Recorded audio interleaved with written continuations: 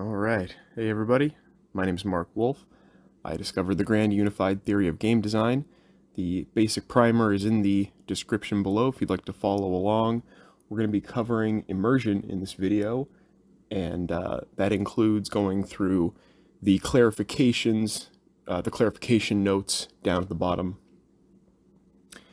And we've got 3 bullet points to cover. So, without further ado, the first bullet point here to cover in immersion is have strong flavor. When I say have strong flavor, regardless of what kind of game you're designing or what aesthetic there is, you want to make sure that you are bringing as much to the forefront as possible from that idea. So let's take a look at some examples of having strong flavor, and we're going to look at visual, narrative, scope, and abstract examples. So the first one we can start with is something like the original World of Warcraft computer, or not World of Warcraft, the original Warcraft computer games, like Warcraft 1, Warcraft 2 especially, and then Warcraft 3. So Blizzard set out to make a high fantasy setting, and I think they were really successful at that. They did a number of really awesome things, and a lot of them are visual, some of them are narrative. But for instance, like, just originally having orcs versus humans, and then throwing in elves, and I think maybe there were some goblins, but they decided to also throw in trolls. But not only did they add trolls, they then made them unique.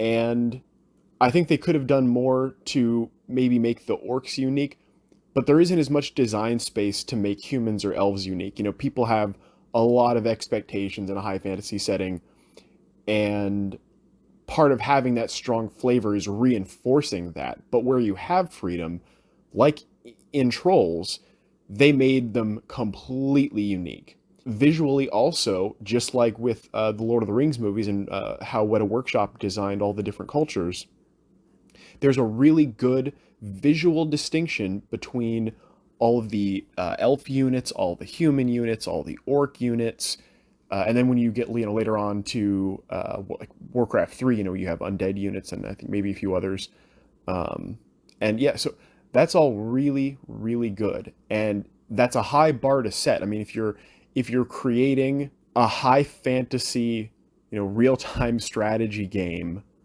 there's you're certainly going to need a big team, or you're going to need a lot of time to do that. But they did.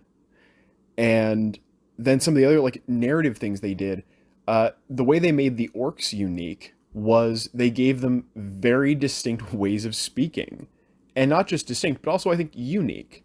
Like in the last video, I sort of made like the peon joke. Just the fact that they just say work, like, just that little thing is, it's fun, it's cute, it's very memorable. And the orcs also have a very distinct way of talking, like the warrior orcs, and I think they got that really cool too, the way they kind of sound monstrous and like they're talking through tusks.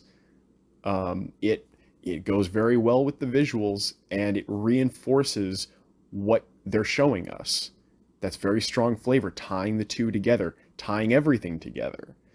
And then also, I guess I don't want to get too much into the mechanical things because that's for the last bullet point, but there is a lot of connection between that in fully exploring the design space of that flavor and having strong flavor. For Warcraft, getting to actually mine the trees and mine for gold, getting to see destroyed towers and buildings, and having everything animated, leaving nothing up to the imagination of the player, in this case, is actually important. So as much as they did that, it's very, very good. Now let's take another example here. So this is an interesting one. I think I also kind of consider this narrative, but it's also an abstract example, and this is Cards Against Humanity. And Cards Against Humanity is using the flavor of wordplay. That's the aesthetic of Cards Against Humanity. And they do a really good job of this. They fulfill having strong flavor because when they're dealing with wordplay, they use strong words. They use very, risque, very extreme, very, saucy, spicy, whatever you want, absurd things, like all their sentence starters and then all the things that you can put in there. And so they do a really good job of that. They chose the flavor of wordplay. Their goal was to have strong flavor. They chose strong words, strong wording, and strong examples of comedic wordplay. They've done very good there. Now we can get into the example of scope, and this is kind of an interesting one. So by having strong flavor, you could look at another aspect. Maybe this kind of ties into narrative too, but the scope of the narrative or the scope of the game. So Warcraft, coming back to Warcraft, does a pretty good job of this too. As their games went on, they expanded the world. It got bigger, the stakes got higher, and then when you got to World of Warcraft, they continue to do very impactful things in new major releases. We're going to definitely talk later, maybe. Yeah, we're definitely going to talk later about, I think, the business models and the way those things are designed. They're not doing anything wrong, I don't think, but I definitely want to cover topics about, releasing patches for MMOs, or especially for tabletop games, the desire to create things iteratively is not always a sound design choice. So we'll talk about that later. But the scope is interesting because you can have higher stakes. And an example of this is something like also Magic the Gathering. You're not just playing in a high fantasy setting. The original idea, the original flavor, is that you are a planeswalker and you can bring any forces to the battle that you can summon. And that includes a whole, variety of odd creatures, a whole litany of crazy spells, and including the ability to control lands and magical artifacts. I mean, they really tried to cover the whole thing and make it highly impactful. And of course, that first point is, fully exploring the flavor of your game in mechanics, which again is that last point. But to the strong flavor point, it wasn't just that they chose high fantasy, it's that they made the players planeswalkers, these interdimensional beings that could, teleport between planes and control vast amounts of power, and, had control over life and death and summoning monsters and a whole bunch of cool stuff. That's very good. It's a lot better than just saying, oh, hey, you're a wizard. And it doesn't cost anything in the mechanics to do that. You just write that. You just say that that's the thing. That's enough in some cases. But a lot of games don't bother with that. And a lot of games maybe also alternatively get overwhelmed by trying to do that too much or in the wrong way. Let's see here. Scope. So I think we covered a couple good scope examples. Oh, actually, there was another few examples that I wanted to bring up here. I actually did want to talk a little bit more about Final Fantasy. I think Final Fantasy, and there's a few other games that do this really well too, is just kind of like World of Warcraft. They've set the bar for themselves very high. They say, we're in a high fantasy setting. We're going to make everything original. And not only is it high fantasy, it's also high magic. The two things that I think Final Fantasy did really cool was giving them sort of that unifying mythology of having crystals that control the magic of whatever world you're on. And then specifically in Final Fantasy VII, that I think it's a very cool idea. They've developed their own magic system. That's very, very strong in flavor. It's not your typical magic system. Now you get to use materia, and materia works differently than, mana in Diablo, or weaving spells in Dungeons and Dragons, or however they do it in Mage the Ascension or Mage the Awakening. So doing things that are unique and then fleshing those out. It doesn't have to be reinforced by mechanics, but it's really cool when you can. And so that was the final point that I wanted to bring up there. So those are the examples of having strong flavor that is visual, narrative, in scope, strong in scope, strong in narrative, strong visually, and you can have strong flavor abstractly by going to that last bullet point here. So, next one. So, don't break your players out of either the flavor of your game or the gameplay itself. And again, I think GURPS is a good example to come back to here. So, don't break your players out of the flavor of your game. Well, if GURPS is a universal game, it doesn't have any one flavor. So it seems like GURPS is breaking everyone out of their flavor. But what that actually means is whenever you're playing a campaign in a genre using GURPS, GURPS doesn't force you to break immersion to play that campaign. It makes sure that it gives you the rules to actually fully explore that. I guess maybe a weird example would be something like Magic the Gathering with their recent Universes Beyond. I don't know if this is... It's certainly not a profound point. I think everybody's pretty much in agreement here. It's now less of a game that its flavor isn't exclusive, and that it now relies on other things. It's not like it seems like they kind of care less about the setting. Although, yeah, I don't know, maybe I shouldn't comment on that kind of stuff.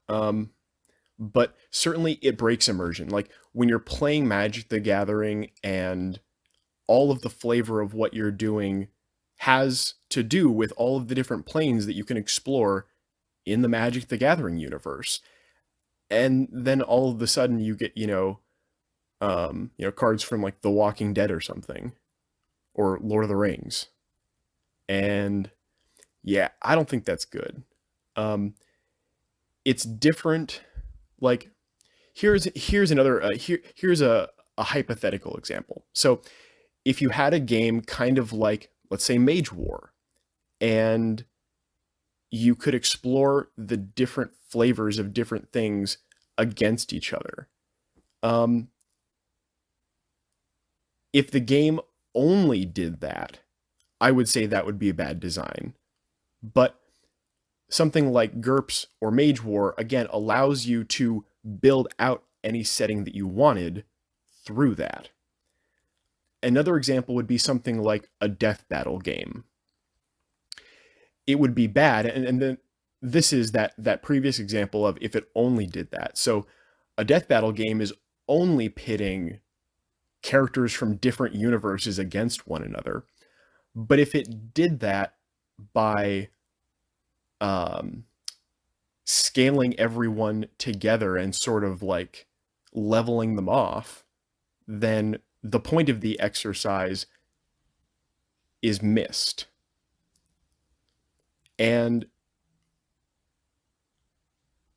I think it's better game design to steer away from simulation, but if what you're doing has to do with the setting itself, then I think you should probably try more to um, make mechanics that preserve the scale of the characters and then make that gravitas be relevant.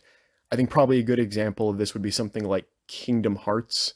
Um, Although that's also a very bad example because they completely reworked everyone for the setting. But I don't. And these are very out there examples. I wish I had something a little more down to earth for this. But the next point I've talked about before in the theory video. I can repeat it here. Don't break your players out of the gameplay itself. And it seems like this is kind of obvious. This is one of the things where I wish I didn't have to say it. And yet, as Ego Raptor very aptly points out, not just in Ocarina of Time, but in a whole lot of games, you'll run into instances where the game thinks it's a good idea to stop you from playing the game so it can play a pointless cutscene. And obviously, this is just for video games, but this would be like in a tabletop game where a rule said, okay, stop playing the tabletop game and go do something else for 5 minutes.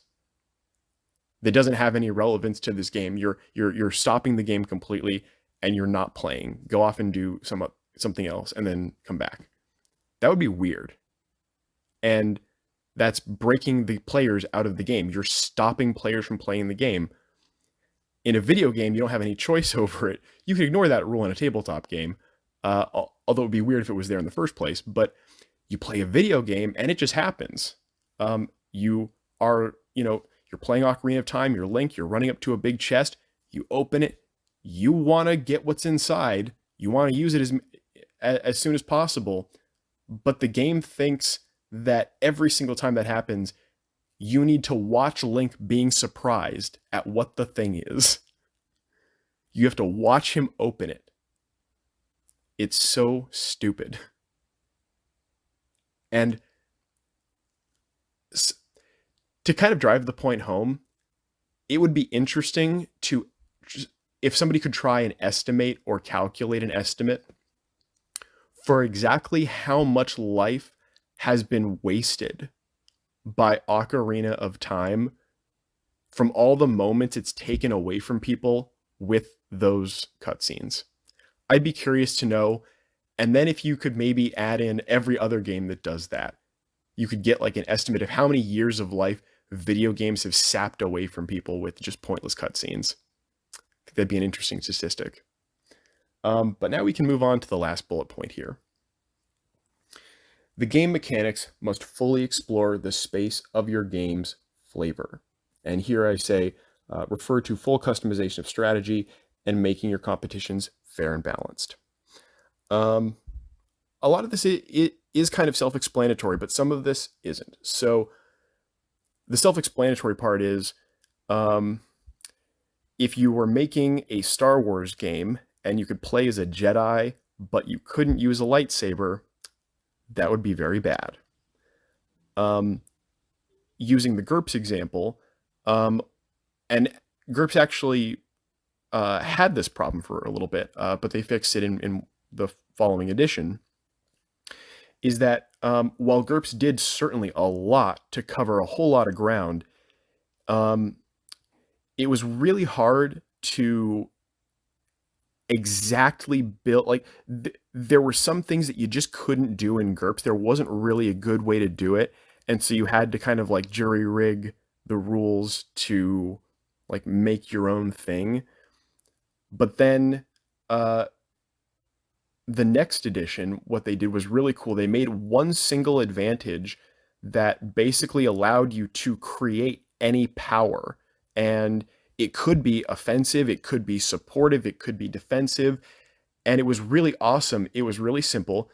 And I forget how they did it. You'd have to look it up in the rule book. But it just allows you to, with the spending of points, give all these different attributes to the ability, and it describes exactly what it does.